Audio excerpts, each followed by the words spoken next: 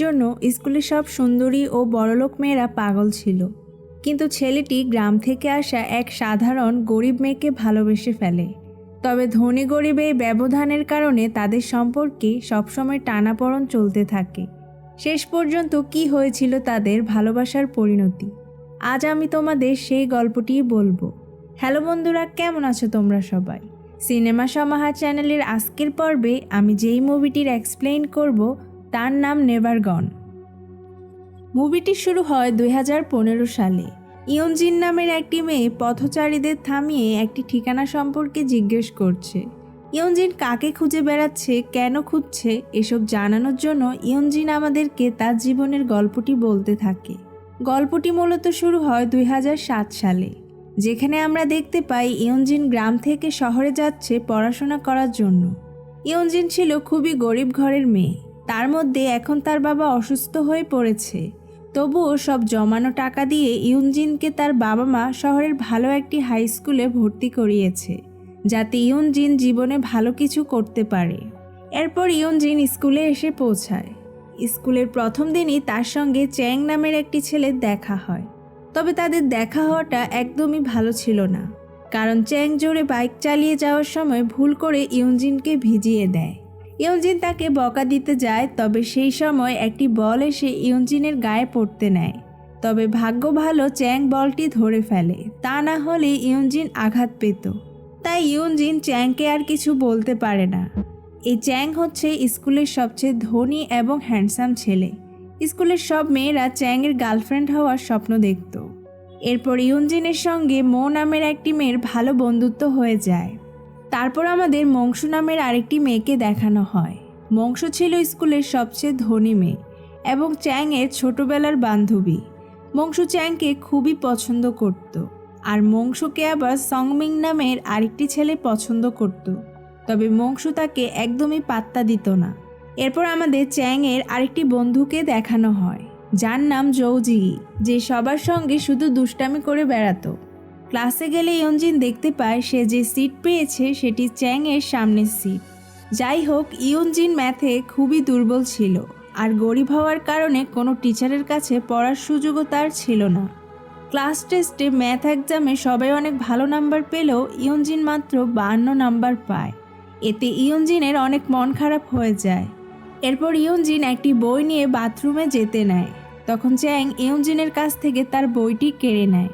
চ্যাং ইয়ঞ্জিনকে বলে বই নিয়ে বাথরুমে যাওয়ার কি প্রয়োজন, অঙ্ক না বুঝলে সে তাকে অঙ্ক বুঝিয়ে দেবে, কারণ চ্যাং অঙ্কে খুবই ভালো ছিল। তবে ইয়ঞ্জিন বলে তার কারো সাহায্যের দরকার নেই। ইয়ঞ্জিন চ্যাংয়ের কাছ থেকে তার বইটি ফেরত চায়, তবে চ্যাং ইয়ঞ্জিনকে সেটি ফেরত দেয় না। বইটি নিয়ে চ্যাং ও ইয়ঞ্জিনের মধ্যে টানাটানি শুরু হয়ে যায়। এক পর্যায়ের বইয়ের ভেতর থেকে একটি স্যানিটারি ন্যাপকিন নিচে পড়ে। এই ঘটনায় ইয়ঞ্জিন ক্লাসের সবার সামনে খুব লজ্জা পায়। ইয়ঞ্জিন রাগ করে সেখান থেকে চলে যায়। ক্লাসের সবাই এটা নিয়ে খুব হাসাহাসি করতে থাকে। চ্যাং নিজেও খুব বিব্রত বোধ করতে থাকে, কারণ তার তো ধারণাও ছিল না যে এমন কিছু ঘটতে পারে। পরের ক্লাসে চ্যাং ইয়ঞ্জিনকে তার বইটি ফিরিয়ে দেওয়ার চেষ্টা করে, তবে ইয়ঞ্জিন তার দিকে ফিরেও তাকায় না। তাই চ্যাং বইটি ইয়ঞ্জিনের করতে, তাকে তার মতো থাকতে দিতে। সে তার সব মনোযোগ পড়াশোনায় দিতে চায়। চ্যাং জানতে চায় ইয়ঞ্জিন কেন তার সাথে এমন করছে। তখন চ্যাং দেখতে পায় ইয়ঞ্জিনের হাতে একটি কালো কাপড় লাগানো ছিল, যার মানে হচ্ছে ইয়ঞ্জিনের পরিবারের কেউ মারা গিয়েছে। আর আমাদের বুঝতে বাকি থাকে না এখানে ইয়ঞ্জিনের বাবা মারা গিয়েছে। বাবাকে হারিয়ে ইয়ঞ্জিন অনেক কাঁদতে থাকে। তার কষ্টে চ্যাংও খুব কষ্ট পাচ্ছিল। আর সেদিন কিন্তু চ্যাং এসে আবার সব কিছু এলোমেলো করে দিয়েছে। চ্যাং তখন ইয়ঞ্জিনকে জিজ্ঞেস করে সে যদি তাকে এতই অপছন্দ করে তাহলে সেদিন কেন তাকে কিস করেছিল, কেন তার মনে শুধু শুধু মিথ্যে আশা জুগিয়েছে। ইয়ঞ্জিন বলে আমি ইচ্ছে করে কিছুই করিনি, সবসময় তুমি আমাকে সব কিছুতে জোর করেছ। আর এই কথাটা শুনে চ্যাং খুব কষ্ট পায়। আর সেদিনই চ্যাং তার শহরে ফিরে যায়। আর সেদিনের পর থেকে চ্যাং ও ইয়ঞ্জিনের মধ্যে আর কখনোই যোগাযোগ হয়নি। এভাবে আরও অনেক দিন কেটে যায়। জুয়ানও তার পড়াশোনা শেষ করে চাকরিতে জয়েন করেছে। তবে জুয়ানের দুঃখে প্রচুর ড্রিঙ্ক করতে থাকে এবং ইয়ঞ্জিনকে অনেক অপমান করতে থাকে। তাই ইয়ঞ্জিন সেখান থেকে চলে যায়। এরপর মংশু ও সংমিং চ্যাংকে বোঝায় ইউনজিনের সাথে খারাপ ব্যবহার করা তার একদমই উচিত হয়নি। চ্যাং ও তার ভুল বুঝতে পারে এবং সে বাড়ি ফিরে আসে। বাড়ি ফিরে আসার পর ইউনজিন চ্যাংকে একটি পেপার দেয়, যেখানে লেখা ছিল চ্যাংয়ের কাছে সে অনেক ঋণী আর আস্তে আস্তে সে তার সব টাকা শোধ করে দিবে। মানে ইউনজিন যে টাকা জুয়ানের কাছ থেকে ধার নিয়েছে সেটা তো চ্যাং শোধ করে দিয়েছে।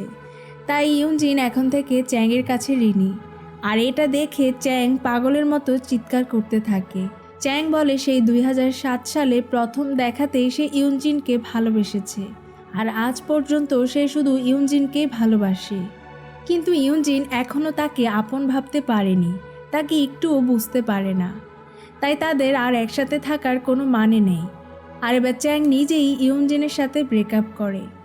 এরপর দেখা যায় চ্যাং আমেরিকায় চলে যাওয়ার জন্য প্লেনে ওঠে। সংমিং ইউনজিনকে এই নিউজটি দেয়। ইউনজিন এই কথা জানার পর অনেক কাঁদতে থাকে। তার ইচ্ছা করছিল চ্যাংকে আটকানোর, কিন্তু সে এমন কিছুই করে না। আর এদিকে চ্যাংও ফোনের দিকে তাকিয়ে থাকে ইউনজিনের মেসেজের অপেক্ষায়। সে মনে করে হয়তো ইউনজিন তাকে আটকাবে, তাকে যেতে বারণ করবে। চ্যাংয়ের অপেক্ষার পালা শেষ করে ইউনজিন তাকে মেসেজ দেয়, তবে সেখানে সে লিখেছে চ্যাংয়ের অ্যাকাউন্টে সে কিছু টাকা পাঠিয়েছে আর বাকি টাকাও সে আস্তে আস্তে শোধ করে দিবে। এটা দেখে চ্যাং অনেক হতাশ হয় আর সেদিনই সে আমেরিকায় চলে যায়। এভাবে আরও 2 বছর কেটে যায়। ইউনজিন এখন একটি চাকরি করে, সে তার মতো করে জীবন কাটাতে থাকে। আর এতদিনে সে চ্যাংয়ের সব টাকাও শোধ করে দেয়। তবে ইউনজিন সবসময় চ্যাংকে খুব মিস করত। তার মনে হতো চ্যাং প্রতিটি রাস্তার কোণায় দাঁড়িয়ে আছে, সবসময় সবখানে সে শুধু চ্যাংকেই দেখতে পেত। চ্যাংকে এক নজর দেখার জন্য তার মন ব্যাকুল হয়ে থাকত। ইউনজিন তার মনকে শান্ত করতে সেই বৌদ্ধ মন্দিরে আসে, যেখানে আগেও চ্যাংয়ের সাথে এসেছিল। তার মনে পড়ে আগেরবার চ্যাং মন্দিরের খাতায় তার মনের ইচ্ছা লিখেছিল। চ্যাং কী লিখেছে সেটা দেখার জন্য ইউনজিন মন্দিরের সব খাতা নিয়ে চ্যাংয়ের লেখা পেজটা খুঁজতে থাকে। আর সে সেটা খুঁজেও পায়, যেখানে চ্যাং সেই পেজে শুধু তার আর ইউনজিনের নাম লিখে রেখেছে। এটা দেখে ইউনজিন খুব কাঁদতে থাকে। ইউনজিন বুঝতে পারে ধনী গরিব বলে সে তার আর চ্যাংয়ের মাঝে শুধু দূরত্বের দেয়াল তৈরি করেছে, অথচ চ্যাংয়ের পুরো পৃথিবী জুড়ে শুধু ইউনজিনই রয়েছে। তাই ইউনজিন এবার ঠিক করে সে চ্যাংয়ের কাছে ফিরে যাবে। আর তখন সালটা ছিল 2015, যেটা আমরা মুভির শুরুতে দেখেছি যে ইউনজিন কাউকে খুঁজছে। আসলে সে আমেরিকায় চলে আসে চ্যাংকে খুঁজতে, আর চ্যাংকে সে খুঁজেও পায়। এতদিন পর চ্যাংকে দেখতে পেয়ে সে এক দৃষ্টিতে চ্যাংয়ের দিকে চেয়ে থাকে। আর এমন সময় চ্যাং একজন প্রেগনেন্ট মহিলাকে নিয়ে তার গাড়িতে উঠায়। ইউনজিন এটা দেখে ভাবে চ্যাং হয়তো বিয়ে করেছে, তাই বুক ভরা কষ্ট নিয়ে ইউনজিন চলে যেতে থাকে। তবে চ্যাং ইউনজিনকে দেখে ফেলে। সে গাড়ি থেকে নেমে ইউনজিনকে খুঁজতে থাকে। ততক্ষণে ইউনজিন সেখান থেকে চলে যায়। তবে চ্যাং বুঝতে পারে ইউনজিন আমেরিকায় এসেছে চ্যাংকেই খুঁজতে। এর কিছুদিন পর চ্যাং চায়না ফিরে আসে। চ্যাং দেখে ইউনজিন তাদের স্কুলের ছাদে দাঁড়িয়ে আছে। চ্যাং পেছন থেকে গিয়ে ইউনজিনের চুল ধরে টান দেয়, যেটা আগে সে ইউনজিনের সঙ্গে সবসময় করত। ইউনজিন পিছে তাকিয়ে দেখে চ্যাং তার সামনে দাঁড়িয়ে আছে। সে নিজেকে একদমই বিশ্বাস করতে পারছিল না। চ্যাং ইউনজিনকে বলে, তুমি কিভাবে ভাবতে পারলে আমি তোমাকে ছেড়ে অন্য কাউকে বিয়ে করব? তুমি যাকে দেখেছো আমার সঙ্গে সে আমার বন্ধু ছিল। আমি এই পৃথিবীতে সবচেয়ে বেশি তোমাকেই ভালোবাসি। তোমার অপেক্ষায় সবসময় দিন কাটিয়েছি। এ সমস্ত কথা শুনে ইউনজিন অনেক ইমোশনাল হয়ে যায়। সে চ্যাংকে জড়িয়ে ধরে। অবশেষে 9 বছরের ভালোবাসা পূর্ণতা পায়। এই সুন্দর মুহূর্তের মধ্য দিয়ে এই মুভিটি এখানে শেষ হয়। এতক্ষণ সাথে থাকার জন্য ধন্যবাদ।